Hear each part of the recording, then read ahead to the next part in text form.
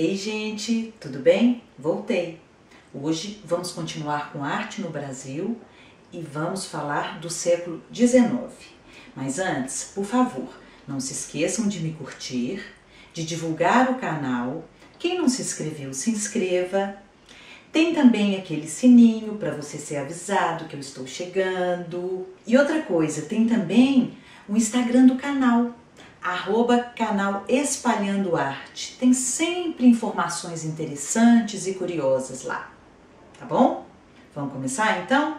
Para compreender as características da arte brasileira do século XIX, é preciso ter em mente que o Brasil fazia parte do sistema colonial português e que esse, ao impedir qualquer desenvolvimento brasileiro que não servisse aos interesses de Portugal, acabou por limitar as manifestações artísticas da colônia. A arte brasileira, no período colonial, desenvolveu-se estritamente relacionada à religião e não houve, durante esses 300 anos, nenhuma instituição dedicada ao ensino, ocasionando o desenvolvimento do autodidatismo e do empirismo artístico, ou seja, o conhecimento vindo unicamente da experiência. Até o século XVIII, a produção artística estava vinculada à igreja e à construção de fortificações. Mas, a partir de 1808, com a chegada da família real portuguesa ao Rio de Janeiro, iniciou-se uma nova época decisiva para a formação da cultura nacional brasileira. O Brasil tornou-se o centro do Império Português e aí o Rio de Janeiro, de repente, deparou-se com um acréscimo de cerca de 15 mil habitantes e a mudança do Estatuto de Colônia para Reino Unido. Em termos práticos, essa transformação trouxe uma série de iniciativas e ações civilizatórias para modernização e adequação da cidade ao pensamento iluminista. Lembrando que o iluminismo foi um movimento filosófico e intelectual que dominou o mundo das ideias na Europa durante o século XVIII. O iluminismo defendia o uso da razão, iluminismo, luz, razão, contra o antigo regime, trevas, e pregava maior liberdade econômica e política. O soberano português começou uma série de reformas administrativas, socioeconômicas e culturais para adaptar a cidade às necessidades dos nobres que vieram com suas famílias. Assim foram criadas as primeiras fábricas e fundadas instituições tais como o Banco do Brasil, a Biblioteca Real, o Museu Real e a Imprensa Régia. Outra iniciativa foi o convite feito a um grupo de artistas franceses para vir ao Brasil para inaugurar uma academia de artes e um liceu de artes e ofícios. Os artistas franceses inseriram com vigor a estética neoclássica na arte brasileira. Mas o que seria mesmo a estética neoclássica? Lembram do neoclassicismo de fins do século XVIII e início do século XIX? Neo é igual a novo, clássico é igual a greco-romano, o clássico de novo, um novo clássico. Mas por quê esse clássico de novo? Uai, em parte era uma reação contra os exageros do rococó, fútil, frívolo, superficial, mundano, cultuando principalmente a razão, a ordem, a clareza e a pureza. E esses atributos estavam relacionados ao movimento iluminista, cuja principal característica foi defender o uso da razão sobre a fé para entender e solucionar os problemas da sociedade. E um elemento super importante nesse momento foi aquele grupo de artistas franceses que vieram para o Brasil a chamada Missão Artística Francesa. A Missão Artística Francesa chegou ao Brasil em 1816, chefiada por Joachim Le Breton. Seu objetivo era fundar no país uma academia de belas artes e uma escola de artes e ofícios. A instituição foi fundada, então, em 1816, por Dom João VI, com o nome Escola Real de Ciências, Artes e Ofícios, no Rio de Janeiro.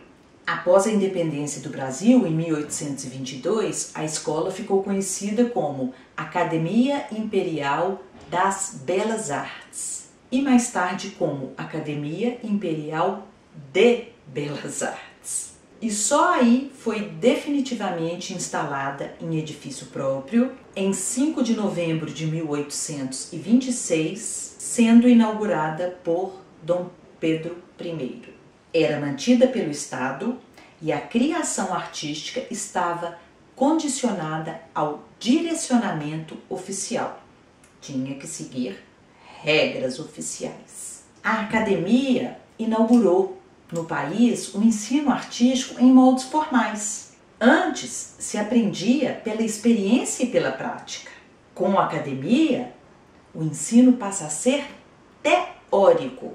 Amplia-se assim os horizontes das artes visuais no Brasil. E esse sistema acadêmico vai fornecer um ensino apoiado nos preceitos básicos do neoclassicismo. O que quer dizer mais especificamente a arte como representação do belo ideal, a valorização dos temas nobres, a importância do desenho como estruturação básica, tudo começando a partir da linha, do desenho, a preferência por algumas técnicas, no caso pintura a óleo, e materiais, no caso mármore e bronze. Um dos mais importantes membros dessa missão francesa foi o arquiteto Grandjean de Montigny. Francês, veio em 1816 para o Brasil com uma grande bagagem profissional. Ele realizou numerosos projetos de arquitetura e urbanismo e, infelizmente, poucos se concretizaram, com certeza devido às dificuldades econômicas e políticas do período. Em 1816, ele inicia o projeto para o prédio da Academia Imperial de Belas Artes, que teria 2 pisos, o superior para a moradia dos professores estrangeiros. Porém, as obras são interrompidas em 1817, só concluídas em 1826 e só com um pavimento. Podemos notar que esse é um ótimo exemplo do rigor neoclássico na cidade. Nesse pórtico principal, a gente percebe esse desenho no primeiro pavimento, tipo Arco do Triunfo, em cima esse frontão grego, né? Eu brinco que é o desenho casinha, as colunas, o retângulo encimado por um triângulo. Então a gente logo percebe essa cara clássica. E hoje a gente só tem preservado o pórtico principal, que está lá no Jardim Botânico do Rio de Janeiro. Mas existem 2 obras de Grandjean que persistem até hoje no Rio de Janeiro. A primeira é a Praça do Comércio, construída entre 1819 e 1820, atualmente Casa França Brasil. Possui planta em cruz grega, no interior abóbada de berço, que é um tipo de abóbada construída com um contínuo arco de volta perfeita. Então, são os arcos enfileirados. Então, no interior a gente vê essa abóbada de berço. As colunas também fazem desse interior um ambiente bem clássico, né? A simetria, né, da planta de cruz grega, todos os braços iguais, um eixo central marcado pela cúpula. Na fachada, a cara também de templo grego, misturado com arco de triunfo, as arcadas, o triângulo, ok? A outra obra que sobreviveu foi a casa em que o artista viveu, no Rio de Janeiro, na Gávea, o Solar Grandjean de Montigny, que pertence à PUC do Rio de Janeiro, é um centro cultural e é um bom exemplo de adaptação do neoclassicismo ao ambiente brasileiro, onde ele une o seu repertório erudito com a tradição de casas rurais. Tem esse misto assim de casa de fazenda com esse ar clássico, né? Falando agora um pouco de escultura, temos os irmãos Marc e Zéphrin Ferré, franceses, e chegaram ao Brasil um pouco mais tarde que a missão francesa, incorporando-se a ela em 1820. Marc ficou responsável pela disciplina de escultura. Sua obra mais notável são os relevos na fachada do prédio da Academia Imperial de Belas Artes. No tímpano do pórtico, que está lá no Jardim Botânico, vemos um grande relevo de Zéphrin Ferré. Uma composição simétrica mostra centralizada uma alegoria masculina alada conduzindo 4 cavalos dispostos 2 de cada lado. Nos vértices estão deitadas 2 alegorias, uma masculina e outra feminina. Conduzindo esses cavalos estaria Febo e seu carro luminoso. Febo é igual o Apolo da Grécia, então é uma alegoria mitológica de Febo e seu carro luminoso conduzindo seus cavalos. Temos também os relevos laterais, que aí já foram feitos pelo outro irmão, Marc Ferré, e são conhecidos como gênios das artes.